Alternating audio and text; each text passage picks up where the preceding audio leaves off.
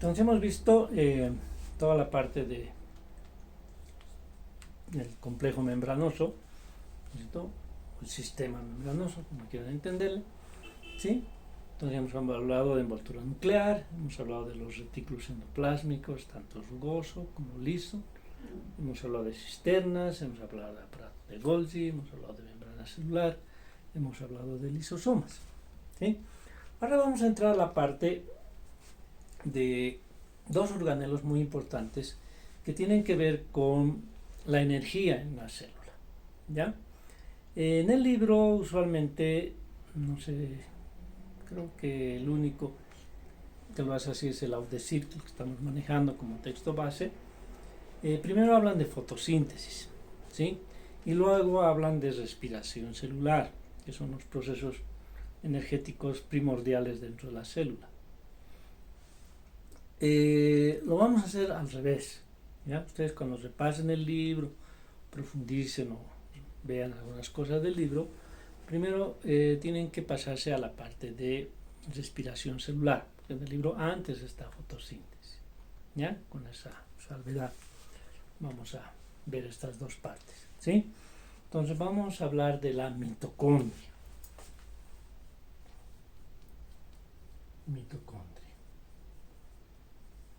La mitocondria es el organelo donde se lleva a cabo la respiración celular, ¿sí? Es decir, donde a partir de glucosa, principalmente, no exclusivamente, pero principalmente, ¿ya?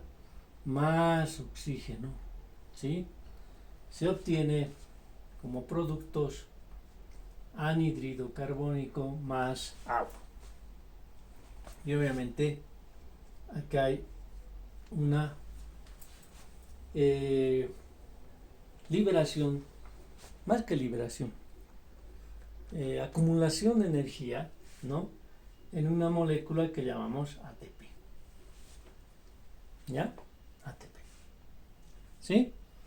Porque esta energía que está acá, ¿cierto? Ahí está la energía. Los enlaces de la glucosa, ¿sí? La estructura de la glucosa es la que acumula la energía, ¿sí? Pero sería muy engorroso para la célula que lleve a cabo sus reacciones químicas llevando a la glucosa de un lugar a otro, ¿no? O si es otra la molécula bioenergética, ¿no? Por ejemplo, una lactosa, ¿no? Llevando a la lactosa. O si fuese un fosfolípido, ¿no? Llevando al fosfolípido. No, mejor tiene una fábrica donde transforma, ¿no? Toda esa energía acumulada en diferentes moléculas en ATP, principalmente, aunque no es la única, ¿no? Hay también, pero la mayoría es ATP. ¿Ya? Entonces ese ATP es más fácil de movilizar hacia las diferentes reacciones químicas que se dan en la célula, ¿sí? ¿Por qué se llama respiración? ¿No? Por la presencia de oxígeno, ¿ya? Aunque hay también la respiración anaerobia, ¿no? Que sin oxígeno, eso vamos a hablar un poquito al final, ¿ya? Por la presencia de oxígeno. Bueno, ya para que tengan la idea completa, ¿no? Si yo hablo del otro proceso, hacia el otro lado, ¿sí? Es decir, CO2 más agua como productos, glucosa y oxígeno, estoy hablando de la fotosíntesis. Fíjense, la fotosíntesis es el proceso contrario a la respiración celular. En esa fotosíntesis, ¿no es cierto?, lo que se hace es al revés. Claro, se juntan estas dos moléculas. Vamos a ver que para juntarlas hay como 80 y más reacciones químicas, ¿ya? O más de 100, perdón. Más de 100 reacciones químicas en ese proceso, ¿sí? ¿Para qué? Para dar como gran producto la glucosa, ¿sí? Las plantas producen glucosa. Obviamente no todas las plantas son dulces, no, porque esa glucosa se transforma en celulosa, se transforma en almidón, ¿sí? O alguna otra molécula polimérica grande, ¿no? Y ahí se acumula, ¿sí? Pero ahí es otra cosa, ¿no? El ATP, que en este caso ya no entra pero ya no se desprenden, ¿no? Sino que debe entrar en la reacción, ¿ya? Ese ATP se origina a través de la energía solar, ¿sí? Porque al final la base de toda la bioenergética en todo el planeta es la luz solar, ¿no? Los organismos, realmente los que hacen fotosíntesis, ¿sí?, tienen las herramientas para transformar esa energía solar en energía química. Aquí estamos hablando de un proceso más sencillo, simplemente la transformación de esta energía química en esta energía química. Por eso es que yo prefiero hablar primero de respiración celular, ¿no es cierto?, aerobia principalmente, ¿ya? Y después, cuando ya se entiende bien esto, hablar de fotosíntesis, ¿sí? Porque si bien no son, como vamos a ver, no son exactamente las mismas moléculas actoras del proceso, ¿ya? Lastimosamente, ¿no? Tenemos que aprender dos cosas, ¿ya? Porque si no sería aprender la otra al revés, ¿no? Entonces sería más sencillo, entre comillas, ¿no? Pero en realidad el proceso es inverso, ¿sí?, pero con otros actores, ¿ya? No son los mismos. Hay algunos comunes, obviamente, pero no son exactamente los mismos, ¿sí? Entonces, volveremos. Mitocondria, ¿no? Organelo donde se lleva a cabo la respiración celular o la síntesis de ATP, ¿no?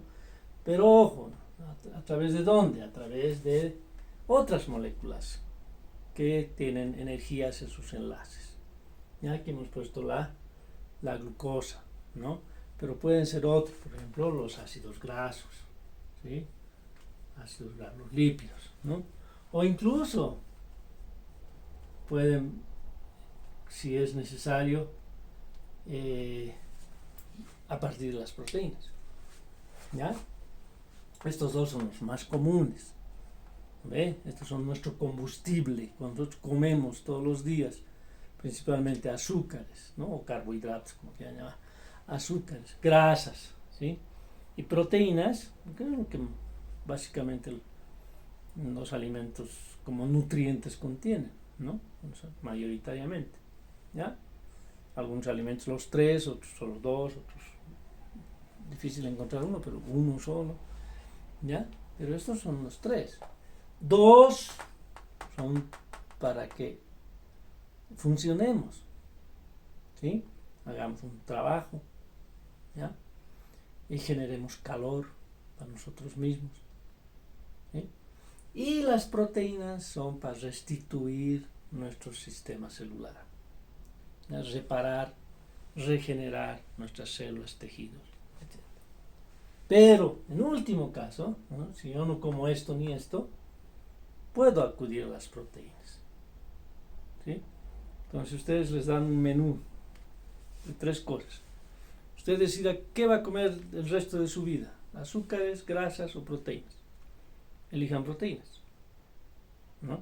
Porque las proteínas pueden reconstituir sus células, regenerarse y además obtener energía, ¿sí?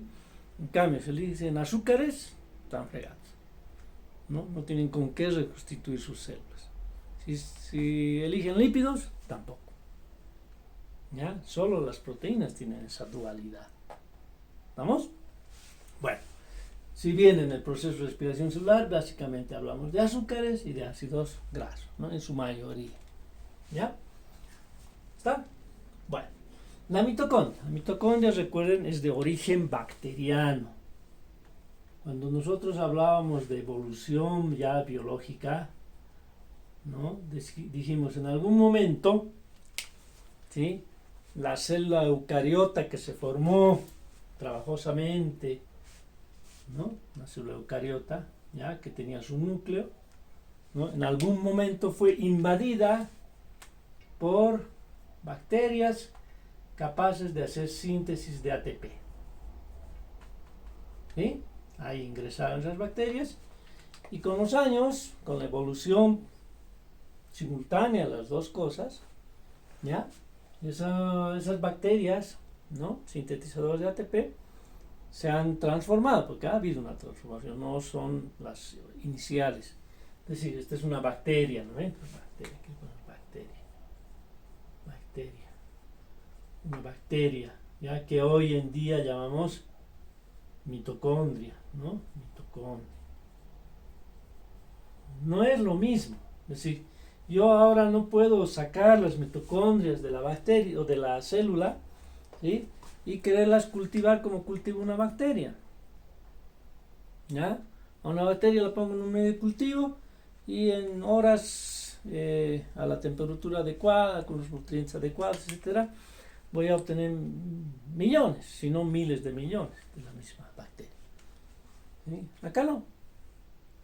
Yo tomo las mitocondrias, las obtengo de la célula, y hemos visto por la centrifugación diferencial cómo se puede hacer aquello, las coloco en un medio de cultivo lo más rico que quieran, ¿no? Rico en términos no de sabor, sino de riqueza nutritiva, ¿sí? No pasa nada. Esas exbacterias, ¿no? Ya no son capaces de proliferar por sí mismas, ¿ya? Se han vuelto muy dependientes del hospedero, ¿no? De la célula que las contiene, ¿ya? Ya la cantidad de material genético que ellas traían, ¿no? Para funcionar aquí afuera solitas ya no es la misma hoy en día. Han perdido muchos de sus genes que la hacían independiente, ¿sí? Ahora sí, es decir, tienen algo de independencia respecto a la célula, ¿no? Pueden esas mitocondrias fabricar algunas de sus propias enzimas, sobre todo las enzimas que tienen que ver con la síntesis de ATP, ¿ya? Pero nada más, por ahí se acaba, ¿sí? Ya no tienen todas las enzimas necesarias para poder subsistir por sí mismos. ¿Vamos? Pero bueno, ese es su origen bacteriano. El número, ¿cuántas mitocondrias tenemos? El número de mitocondrias también es dependiente de la actividad celular. ¿Sí? ¿Por qué? Porque la cantidad de ATP, ¿no es cierto?, va a depender de la actividad celular, ¿ya? Claro, si es una célula, sale patocito, ¿no? Muy activa, ¿no? Hay un sinnúmero de reacciones químicas que tiene que llevar a cabo, ¿sí? Va a tener mucho consumo de ATP. ¿Y quién genera el ATP? ¿Sí? La mitocondria, ¿no? Entonces el número de mitocondrias es mayor, ¿ya? O no solo actividad en términos de síntesis, sino también, por ejemplo, en términos de movimiento. Por ejemplo, el espermatozoide, ¿no? Nuestro amigo espermatozoide, ahí, con su colita, ¿no? Su colita, ¿ya? ¿Sí? Su núcleo. Y aquí están las mitocondrias, ¿sí? Ahí, justo donde se necesita mucha energía para generar el movimiento del flagelo, ¿ya? Por eso es que cuando el espermatozoide logra, ¿no?, después de una guerra trabajosa, ingresar al óvulo, el óvulo que es mucho más grande que él, ¿no? El espermatozoide más o menos mide unas 7 micras, ¿ya? Y el óvulo mide más o menos 100, ¿no? Entonces, claro, de 7 a 100, 10 veces más, sí, 10 veces más en longitud, ¿no? Pero en volumen, muchísimo más. Recuerda, el volumen va en el orden de 10 a la 3, o sea, es exponencial, ¿ya? Entonces, cuando ingresa, en realidad lo único que prácticamente ingresa son el núcleo del espermatozoide, ¿sí? Y todo lo demás no logra, en la mayoría de los casos, ingresar a la célula, ¿no? Porque este óvulo también tiene una corona que lo protege muy bien, ¿no? Entonces, normalmente el espermatozoide, al atravesar esa corona, pues pierde toda su estructura y solo llega a entrar el núcleo, ¿ya? Por eso es que, ¿no? Aquí están las mitocondrias del óvulo. Entonces, ¿cuál es el óvulo? ¿Sí? Las mitocondrias, ¿no? Las mitocondrias que nosotros tenemos, seamos hombres o mujeres, son de nuestra mamá, ¿sí? La herencia mitocondrial es materna. ¿Estamos? Y esto es muy útil cuando se hacen estudios de filogenia, etcétera, ¿no? Estudios digamos, de progresivos del origen de los organismos. ¿Ya? Ya creo que alguna vez les dije por qué al primer ser humano salido del África, etcétera, se le dice la Eva, ¿no? No se le dice el Adán. Si bien en la Biblia el primer humano fue Adán y después fue Eva, ¿ya? En el otro sentido, en el sentido molecular, digamos, de decir Eva, ¿no? Se refiere no es que haya sido estrictamente mujer, ¿no? ¿Sí? Sino que el estudio se ha hecho en las mitocondrias, porque así se elimina toda la parte paterna, digamos, ¿no? Y hay que analizar la mitad del material genético, ¿ya? Entonces, como viene de las mitocondrias son maternas, pues eso se habla de Eva, ¿no? Y no decimos Adán. Esa es la razón. ¿Estamos? Entonces, obviamente, en algunos casos, circunstancialmente, ustedes saben, la biología nunca es absoluta, ¿no? De repente algún ser humano casualmente hereda alguna mitocondria paterna, ¿no? No es absoluto, ¿ya? Bueno, ¿qué más? El tamaño. El tamaño es obviamente muy parecido al de las bacterias, ¿no? Pues la mitocondria en general tendrá un tamaño de unas 3 micras también, ¿no? En general, ¿ya? Ahora, estructuralmente parece un maní, ¿no? Hay un manicito cortado a la mitad, así, ¿no? Donde observamos algo muy interesante.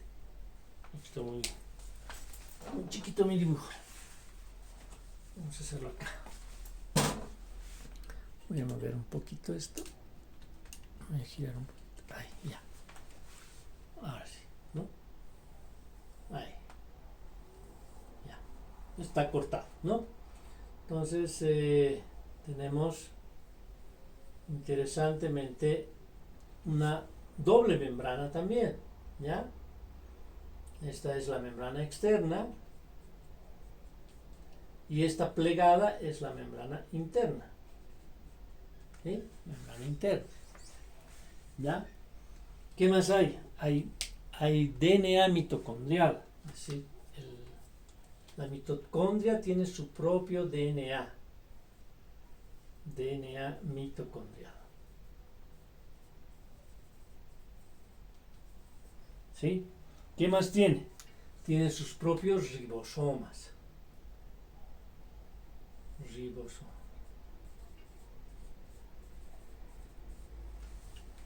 Y ya. Y tiene gránulos de calcio. Si son corpúsculos, cristales, como quieren llamarle ustedes, de calcio. En realidad, ¿por qué tanto calcio? Porque ya dijimos alguna vez, los iones divalentes, calcio, magnesio, zinc, ¿no? Más 2, son muy importantes en las actividades enzimáticas, ¿ya? Para que funcionen bien las enzimas. Y la mitocondria, pues, es una bolsa de enzimas, ¿no? Acá en este proceso hay como 80 reacciones químicas desde que la glucosa entra y termina oxidada totalmente hasta CO2, ¿sí? Y obviamente la generación de agua, ¿ya? Entonces hay mucha actividad enzimática, ¿sí? Por lo tanto se necesita mucho calcio. Es más, es la reserva de calcio de la célula. Si la célula necesita otras cosas hacer con calcio, pues las extrae de ahí, ¿sí? Por eso están los gránulos de calcio, ¿ya? Hay otra cosa interesante, ¿no? La membrana interna. Esta membrana interna sale de la regla del 50-50. ¿Se acuerdan? Cuando hablábamos de... Cuando hablábamos de membrana, decíamos la membrana está constituida por un 50% de proteínas y 50% de lípidos, ¿ya? La membrana interna de la mitocondria es la excepción, ¿sí? O una de las pocas excepciones. tiene 70% de proteínas, ¿sí? Y 30% de lípidos. ¿Sí? ¿Por qué? Porque en estas proteínas hay muchas que son enzimas. ¿Sí? ¿Qué enzimas? Las enzimas necesarias para la síntesis de ATP. ¿Sí? Eso les da una idea de la gran actividad enzimática química, ¿no?, que existe dentro de la mitocondria. ¿Sí? Bueno, cuando dibujemos bacterias, cuando hablamos un poco de bacterias, ¿sí?, vamos a hacer básicamente el mismo dibujo. ¿Ya? Igualito. ¿Sí? Solo que en vez de hacer una membrana así plegada interna, vamos a hacer una sola membrana lisa, ¿no?, o uniforme. Y en vez de hablar de membrana externa, vamos a hablar de pared celular. ¿Ya? Luego, básicamente es lo mismo. ¿Sí? Bueno. Entonces voy a borrar la pizarra y empezamos a ver qué pasa dentro de la mitocondria. Ya. Acá vamos a hablar de todo el proceso de la formación de ATP. Pero en forma bastante esquemática. ¿Ya?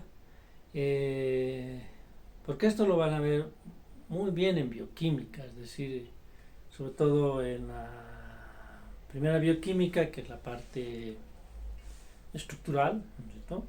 ¿Ya? O sea, profundizar mucho, mucho de lo que hemos hablado de azúcar, de lípidos, etc. ¿Ya? Y luego la parte metabólica, así como ahí, ¿sí? Ahí van a primero aprender todas las estructuras, pero con detalle, ¿no? Y después ver todo metabolismo, pero con detalle, es decir, con fórmulas, con nombres, con etcétera. ¿Ya? Aquí vamos a hacer una especie de esquema para que se ubiquen ustedes cuáles son esos procesos importantes dentro de la respiración aerobia. ¿Sí? Vamos a hablar de la glucólisis, ¿no es cierto?, cómo inicialmente se rompe la glucosa, ¿sí? Luego vamos a hablar del ciclo de Krebs, aquello que da vueltas, ¿no?, y genera anhídrido carbónico. Luego vamos a hablar del transporte de electrones, que va muy asociado con el bombeo de protones, ¿sí? Y luego hablaremos de la quimioósmosis, ¿no? La quimioósmosis, es decir, aquello que da la energía para la formación de ATP, ¿sí? Y esa formación de ATP se llama la fosforilación oxidativa, ¿no? Todos esos procesos, ¿sí?, están asociados. ¿Y dónde ocurre? Dentro de la mitocondria, principalmente. ¿Ya? La glucólisis es citoplasma, ¿no? Pero todos los demás dentro de la mitocondria. Ese esquema les va a servir mucho para que cuando vean bioquímica, independientemente cada uno de esos procesos, las 8 reacciones de la glucólisis, las 30 y tantas reacciones del ciclo de Krebs, y el transporte de electrones, que son como 8 o 10, etcétera, etcétera, ¿no? Las vayan ubicando ustedes, incluso topográficamente, ¿sí?, dónde ocurren dentro de la mitocondria, ya tengan una idea de qué es lo que va a ir pasando, ¿sí? Y así se hace mucho más entendible aquello que al comienzo es muy árido, ¿no? O sea, conocer todos los nombres, las estructuras, quién se oxida, quién se reduce, etcétera, ¿no? Por eso yo les dije, es muy importante la química, ¿no? Si uno no sabe química, muy difícilmente va a poder aprender bien biología, ¿ya? Porque ya hemos pasado esa etapa de la biología descriptiva, ¿no? Cuánto mide, de qué tamaño es, a la biología funcional, ¿sí? Bueno, ya, hablaremos de la glucosa, ¿no? La glucosa. Recuerden, la glucosa es una molécula de 6 carbonos, ¿no?, que llega a la célula, que está la membrana celular, ¿no? ¿Ya? Membrana celular, ¿sí? Llega, ¿cómo llega? Llega a través de su transporte, ¿no? Es absorbida en el sistema digestivo, ¿sí? Y por la sangre, por los vasos, arterias, etcétera, llega hasta el exterior de la célula. Penetra, ¿no? Entra la glucosa. ¿sí? Recuerden que hay un transportador de glucosa, ¿no? Una proteína especializada que transporta la glucosa hacia adentro, obviamente ayudada por una hormona que se llama la insulina, ¿ya? Entonces entra la glucosa. Y esta glucosa entra en un proceso que se llama la glucólisis. Verde. La glucólisis. Glucólisis, ¿ya? Es decir, su nombre claramente lo dice. Ruptura, lisis, ruptura de la glucosa, ¿no? Entonces, de una molécula de 6 carbonos se transforma en una molécula de 3 carbonos, ¿ya? El ácido pirúvico.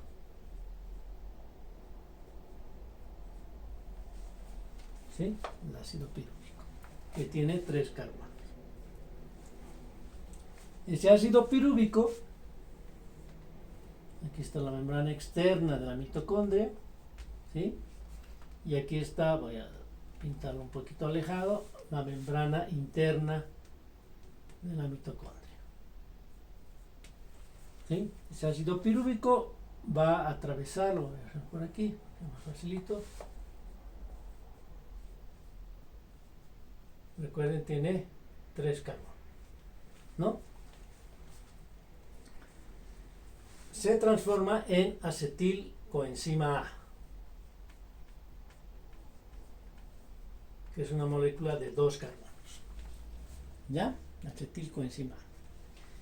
Esta acetilcoenzima A se va a unir a moléculas de 4 carbonos. No voy a poner los nombres porque es una lista bastante larga aquí en el ciclo de Krebs que va sucediendo y no interesa ahorita qué se llama, ¿ya? Pero recuerden, es una molécula de 4 carbonos, ¿sí? Para formar, obviamente, una molécula de 6 carbonos, ¿sí? Aquí sí, le voy a poner ácido cítrico o citrato también.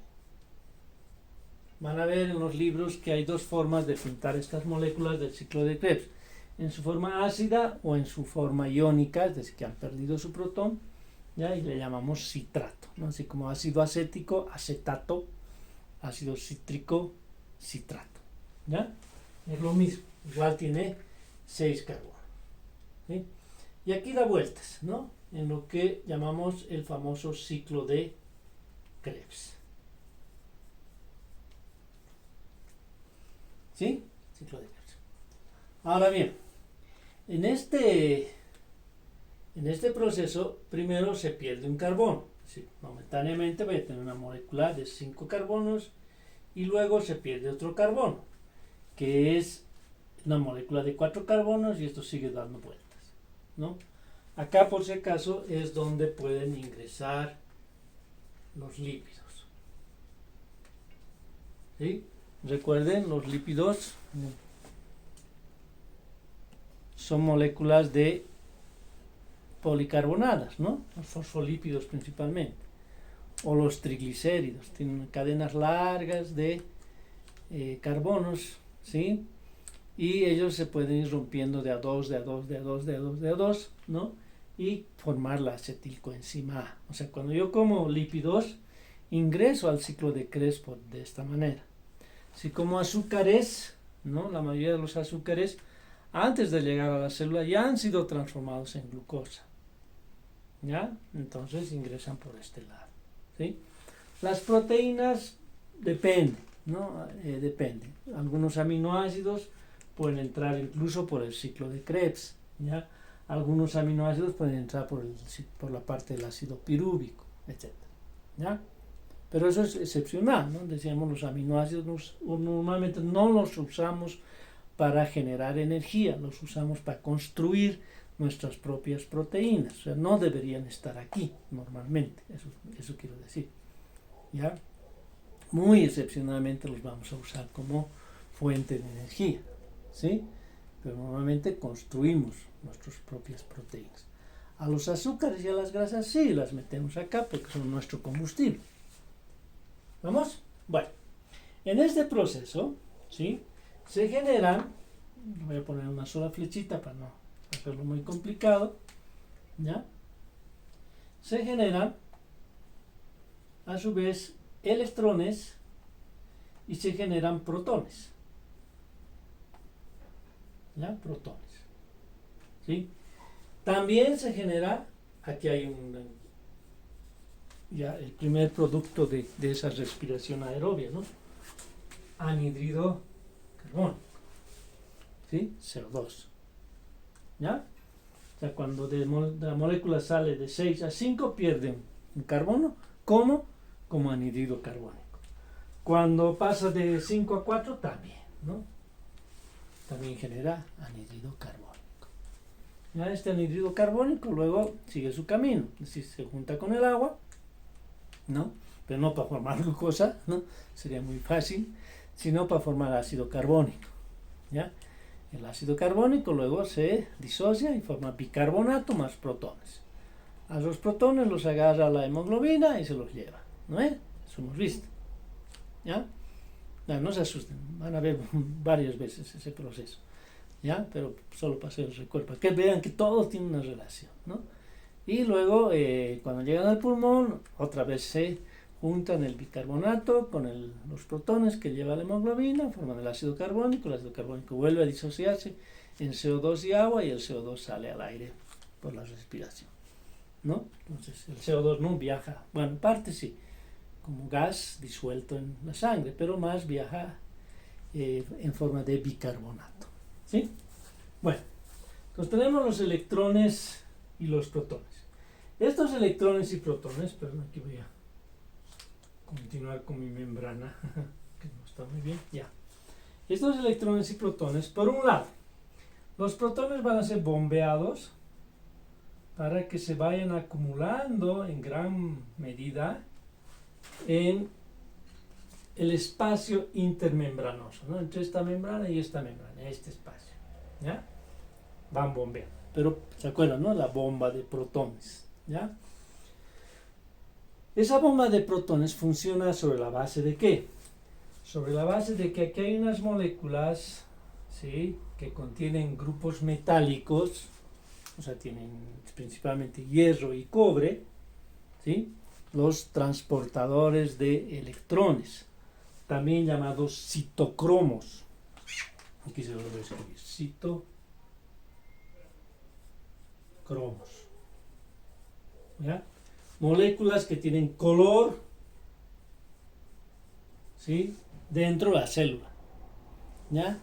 ¿Por qué hago énfasis en esta palabra? ¿Por qué? Porque no, hay muy pocas cosas coloreadas biológicamente, ¿sí? Casi todo, si no lo teñimos para ver células, etc., lo vemos blanco y negro, ¿ya? Pocas cosas son las cosas coloreadas. Ya van a ir bien, vamos a ir viendo eso en la práctica. Cuando veamos células animales sin teñir, blanco y negro. Vemos células vegetales sin teñir, blanco y negro. A menos que veamos cloroplastos, verde, ¿no? Porque tiene magnesio, ¿ya? Aquí igual, ¿no? Citocromos. Cobre, el cobre es de color verde azulado, color muy bonito, ¿ya? Verde azulado. Y el hierro es rojo, ¿no? Entonces, por eso su nombre. Color dentro de las células, ¿ya? Entonces, este hierro y cobre, a través de procesos de primero me oxido, luego me reduzco, me oxido, me reduzco. ¿Qué quiero decir con esto? El hierro más 3 puede pasar a hierro más 2, ¿no es? ¿Sí? ¿Ya? O sea, si gana un electrón, ¿no? Gana un electrón, se convierte en hierro más 2. Pierde un electrón, se convierte en hierro más 3, ¿sí? Y el cobre también, ¿no? El cobre más 2 a cobre más 1, ¿no? Igual. Gana un electrón, ¿sí? Convierte más 1 y así. Entonces los electrones se van pasando de uno a otro, un rato el hierro se oxida, pierde el electrón, lo captura el cobre. Luego el cobre se oxida, lo captura el hierro y el hierro se reduce, ¿sí? Entonces van pasando los electrones de citocromo en citocromo, ¿no? ¿Qué es lo interesante? Lo interesante es que estos electrones iniciales serán de alta energía, ¿ya? Y los electrones que al final se van a, perdón, así que dentro, Estos electrones que al final van a volver acá, ya son de muy baja energía. ¿Sí? ¿Dónde se ha ido energía? En el bombeo de protones. ¿Sí? Bueno, entonces aquí tenemos el transporte de electrones. ¿Sí? Aquí hay una cosa que de repente solo la voy a mencionar. No, la pintaremos. Aquí participa en este proceso de capturar estos protones y electrones que no pueden estar así sueltos dentro de la célula, participa una molécula muy importante, la nicotinamina adenin dinucleótido, acá, ¿ya? Nicotinamina adenin dinucleótido, ¿sí? Muy parecido a la adenina, ¿no? Por eso se llama nicotinamida adenin dinucleótido, o sea, son dos nucleótidos, tiene dos nucleótidos, ¿sí? Esta molécula es la que se encarga de atrapar a estos protones y electrones y transformarse en nicotina adenin dinucleótido reducido. Reducido, ¿por qué? Porque ha ganado esos electrones, ¿ya? Entonces, en este juego de primero de atraparlas y tenerlas así como molécula y luego soltarlas aquí, ¿sí? Pasa de un estado primero oxidado a reducido, ¿sí? Y luego de un estado reducido a un estado oxidado, ¿no? Es decir, cuando esto lo genera, esto que estaba oxidado se reduce, ¿no? Y así viaja hasta la membrana interna. Ahí lo suelta a los protones y a los electrones. Los protones para ser bombeados y los electrones para ser transportados, ¿sí? Y pasa a su estado oxidado. ¿Ya? Por eso es importante conocerlo por ahora, ¿no? Aunque sea de nombre, ¿no? Nicotinamida adenin dinucleótido. ¿Ya? Bueno, volveremos acá. Estos protones que se han estado acumulando acá van a de repente reingresar, que lo voy a pintar así, ¿ya? A través de un complejo macromolecular, un complejo proteico, a través de un complejo proteico llamado F1, ¿sí? Es un complejo proteico, es decir, son varias proteínas asociadas, ¿ya? Que lo que hacen es un proceso muy interesante, ¿sí? Estos protones reingresan dentro de la mitocondria, a la matriz de la mitocondria. Pero me olvidé de dar ese detalle, ¿no? Esta parte interna de la mitocondria se llama matriz, ¿ya? Matriz. ¿Sí? Matriz. Reingresan a la matriz de la mitocondria, ¿sí? Y en ese proceso activan a una enzima que se llama la ATP sintasa. ATP sintasa.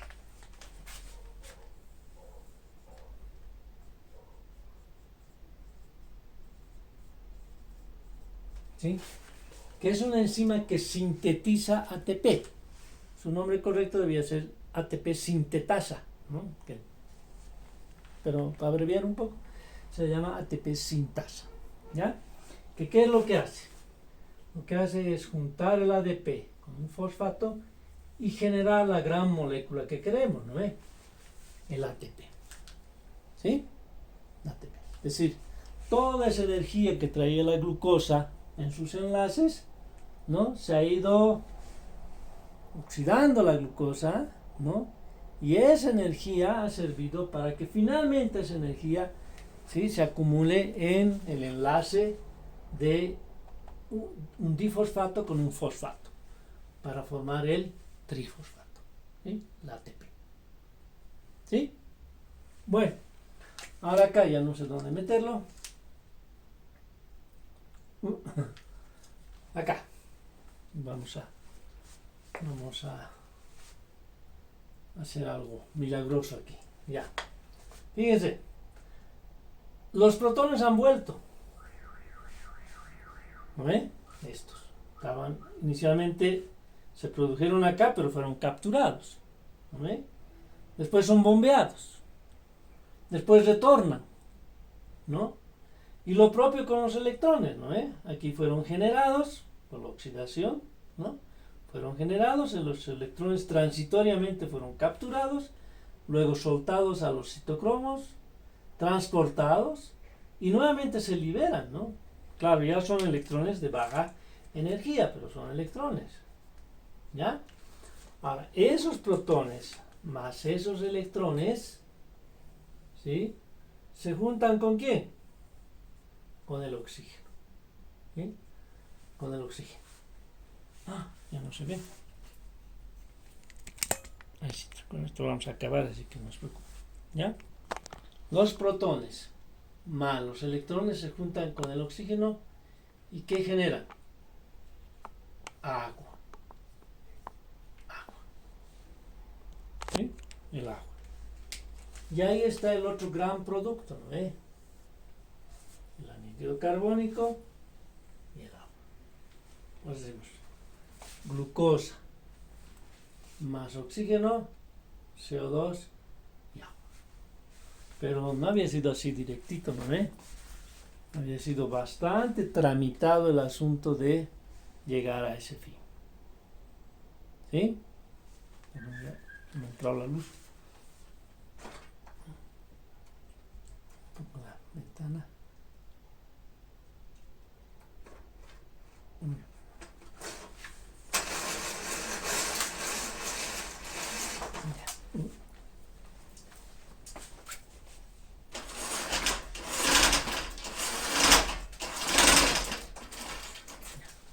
Ahora sí. Ya. Sí, bastante tramitada la cosa, ¿no? Para llegar desde lo que escribimos, glucosa más oxígeno, CO2 y agua.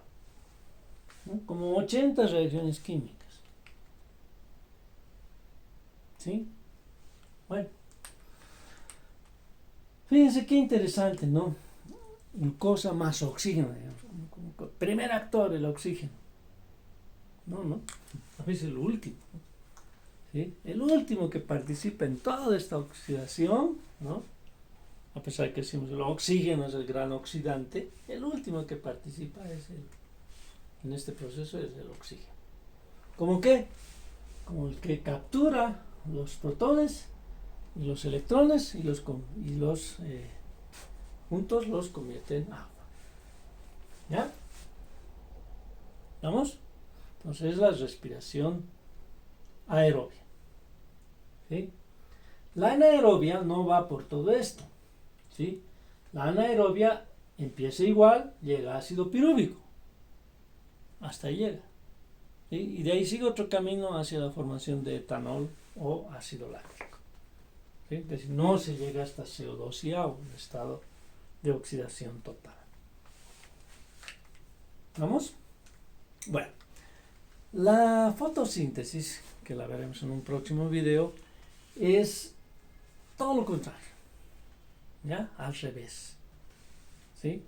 Pero obviamente aquí estamos aprovechando la energía que trae la glucosa para compactarla en una molécula, ¿no? Para transferirla, la palabra, transferirla, esa energía que trae la glucosa, transferirla a otra molécula que es ATP. Pues les digo, es de una transformación de energía química en energía química. En cambio, cuando hablemos de fotosíntesis, alguien tiene que dar la energía inicial, ¿no? Y esa energía inicial es la energía solar. ¿Ya? Y ahí viene el gran fenómeno del efecto fotoeléctrico, ¿no? Finalmente es el efecto fotoeléctrico el generador o el captador de toda esa energía solar, al poder arrancar electrones de un átomo, ¿no? Y esos electrones ya vamos a ver, siguen el camino hasta poder producir la glucosa. ¿Sí? Bueno. Quería comentarles algo antes de terminar el video, de los exámenes. Realmente no, sí me ha sorprendido, ¿no? Pero ha habido un rendimiento muy bueno, creo que está en el 70%, ¿sí? De aprobados y un 30% de reprobados, y la mayoría de los aprobados con bastante buena nota, ¿no? Y eso está un poco sobre el promedio de lo que es usual. Ustedes saben que yo soy un docente con cierta antigüedad.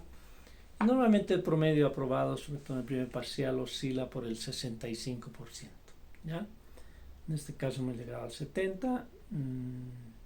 Espero que haya sido un reflejo realmente de aprovechamiento de ustedes y no algún otro mecanismo involucrado en el examen virtual, ¿no? Es la primera vez que tomo un examen virtual, ¿no? Pero sí me hubiera sorprendido que todos aprueben, ¿no? O que todos reprueben. Ahí sí me hubiera sentido o engañado o frustrado porque realmente no funciona la cosa, ¿no? Pero no, estamos dentro de lo podríamos llamar normal dentro de lo que es el rendimiento en la asignatura de biología, ¿ya? Hay personas que han hecho llegar su examen tarde. Tarde me refiero es que ya se lanzó el patrón y obviamente una vez lanzado el patrón ya no puedo contestar a un examen, ¿no? Es mandar un examen. Yo siento mucho por esas personas, pero esa fue la regla del juego, ¿no? El examen estuvo anunciado desde hace bastantes semanas atrás, ¿ya? Así que las personas pues que alegan que no tenían buena señal, que no sé qué, pues debieron prever un poquito más ese problema, ¿no? De todas maneras, esto no es absoluto. Yo les dije el primer día de clases que hay un examen recuperatorio, ¿no? Para aquellas personas que no hayan podido dar un examen por cualquier razón, y en justicia para los que también dieron mal. A veces uno va a dar mal un examen porque no se preparó adecuadamente por X o Z razón, y si aquel que no vino a dar se le da una oportunidad, obviamente el que dio mal también merece una oportunidad, ¿no? Pero es una sola, ¿ya? Ese examen, ya les dije, es de todo lo avanzado, no es por partecitas como los parciales, ¿no?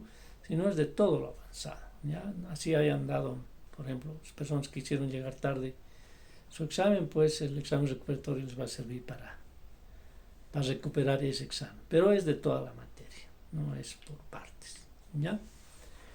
Ahora me imagino que también no sabemos hasta cuándo vamos a estar. Lo más probable es que volvamos, en el mejor de los casos, en septiembre, creo ahora, porque muchos se está anunciando que julio va a ser el mes donde, julio-agosto va a ser el mes donde lleguemos al pico máximo de contagio.